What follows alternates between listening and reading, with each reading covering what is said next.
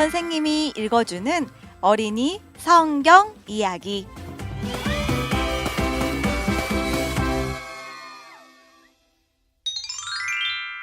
(193번) 이야기. 바울이 두 번째 선교 여행을 했어요. 사도행전 16장에서 18장 말씀. 바울과 바나바는 주님을 위한 첫 번째 선교 여행을 끝낸 후 안디옥으로 돌아갔어요. 곧 하나님은 바울을 또 다른 여행으로 보내셨어요. 이번에는 실라라는 설교자와 함께 가게 되었어요. 이번 여행에서 이들은 첫 번째 여행보다 조금 더 먼 곳으로 갔어요. 이 도시 중에 빌립보가 있었어요. 바울은 안식일에 보통 유대인들의 교회인 회당을 찾아가 거기에서 예수님에 대해 설교했어요. 하지만 빌립보에는 회당이 없었어요. 이 도시도 우상숭배자들로 가득한 이방 도시였지요. 강변에 사는 여자 몇 명만 하나님을 예배하기 위해 모였어요. 이 여자 중에 루디아라는 사람이 있었어요. 루디아는 보라색 옷감을 만들어 아주 부자들에게 파는 일을 했지요. 루디아도 부자였던 것 같아요. 하나님은 루디아의 마음을 열어 하나님을 예배하게 해주셨어요. 바울이 루디아에게 예수님에 대해 설교했을 때 루디아와 루디아의 온 가족은 예수님을 믿고 침례를 받았어요. 루디아는 예수님 때문에 자기가 구원받은 게 정말 기뻐서 바울과 실라에게 잠깐 동안 자기와 함께 머물러 달라고 간절히 부탁했어요. 어느 날 바울과 실라가 기도할 장소로 가고 있을 때 아마도 강변에서 한 소녀가 바울과 실라를 따라왔어요. 이 소녀는 속에 마귀의 영이 있었어요. 그러니까 이 소녀는 귀신 들렸던 거예요. 이 소녀를 데리고 있던 나쁜 사람들은 이 소녀가 마법을 부릴 수 있고 사람들에게 앞으로 일어날 일들을 가르쳐 줄 수 있다고 소문을 퍼뜨렸어요. 우리는 물론 하나님만이 우리에게 일어날 일을 알고 계시다는 걸 알고 있지요. 하나님만이 우리의 삶을 다스리시니까요. 하지만 많은 사람은 이 소녀가 마법을 부릴 수 있다고 믿고 자기에게 일어날 일을 들으려고 돈을 냈어요. 하지만 이 불쌍한 소녀는 그 돈을 한 푼도 가질 수가 없었어요. 이 소녀의 주인들이 다 가져간 거예요. 그 사람들은 그 돈 덕분에 부자가 됐지요. 그 소녀가 바울과 실라를 따라오면서 소리쳤던 거예요. 이 사람들은 지극히 높으신 하나님의 종이다. 이 사람들은 우리에게 구원의 길을 알려준다. 소녀는 여러 날 동안 이 소리를 외치고 다녔어요. 바울과 실라는 이 소녀가 가여운 마음이 들었어요. 그래서 바울은 이 소녀에게 가서 마귀를 향해 말했어요. 내가 내게 예수 그리스도의 이름으로 명령한다. 소녀에게서 나와라. 그러자 마귀는 소녀에게서 나왔어요. 소녀를 낫게 해주신 분은 예수님이에요. 바울은 예수님의 능력으로 고쳤으니까요. 소녀는 분명 정말 기쁘고 감사했을 거예요. 하지만 소녀의 주인들은 그렇지 않았어요. 이제 마귀가 소녀에게서 떠나버렸으니 마법으로 돈을 벌 수 없게 되었잖아요.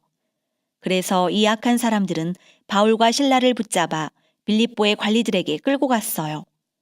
뿐만 아니라 이 악한 사람들은 그 도시에서 큰 소란을 일으켰던 무리와 함께 갔어요. 우리는 이런 모습을 대소동이라고 해요. 그 소녀의 악한 주인들은 관리들에게 바울과 실라가 이 도시에 큰 문제를 일으켰고 낯선 신을 섬기라고 가르치고 있다고 말했어요. 따라갔던 무리도 이 말이 맞다고 했어요.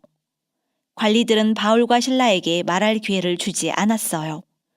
관리들은 바울과 실라의 옷을 벗기고 막대기를 여러 개 묶은 것으로 등을 때렸어요.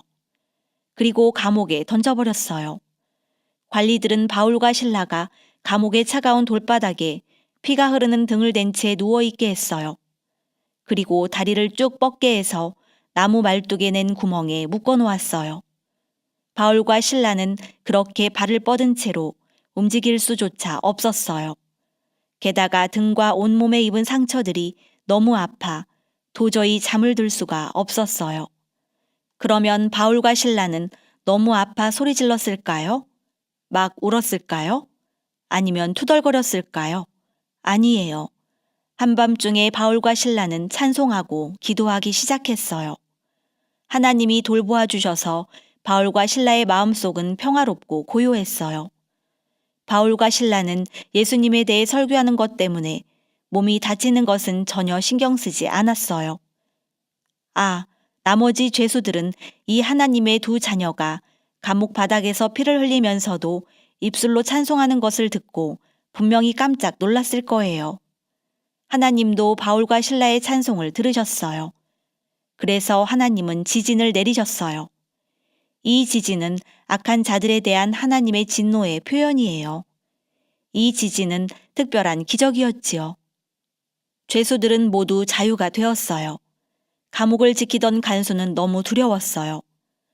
간수는 죄수들이 모두 도망쳐버렸다고 생각했지요. 그러면 간수는 처형당하게 될 거예요. 이것이 법이에요. 그래서 간수는 어쨌든 죽어야만 한다면 차라리 자살하는 편이 낫겠다고 생각하고는 날카로운 칼을 뽑아 들었어요. 바로 그때 바울이 큰 목소리로 외쳤어요. 내 몸을 상하게 하지 말라. 우리 모두 다 여기에 있다. 그때서야 간수는 등불을 달라고 해서 두려워 떨면서 바울과 신라에게로 뛰어들어가 그 앞에 엎드렸어요. 간수는 바울과 신라가 예수님의 이름으로 구원을 설교하는 자들이라는 걸 알고 있었음에 틀림없어요. 이렇게 물었기 때문이에요. 선생님들, 제가 어떻게 해야 구원을 얻겠습니까? 바울과 신라는 대답했어요. 주 예수 그리스도를 믿으라. 그리하면 너와 내 집이 구원을 얻을 것이다. 간수는 바울과 신라를 감옥에서 꺼내 자기 집으로 데리고 갔어요. 바울과 신라는 간수와 간수의 가족에게 예수 그리스도에 대해 가르쳤어요. 그러자 그들은 예수님을 믿고 예수님의 이름으로 침례를 받았어요. 간수가 예수님을 믿기 전에는 매로 바울과 신라의 등에 끔찍하고 무서운 상처를 내는 일에 전혀 신경 쓰지 않았어요. 하지만 이제 간수는 바울과 신라의 등을 씻어주고 사랑으로 돌봐주었어요. 슬프던 밤이 변하여 기쁜 날이 된 거예요. 그건 바로 주님이 이 간수의 집에 구원을 주셨기 때문이에요.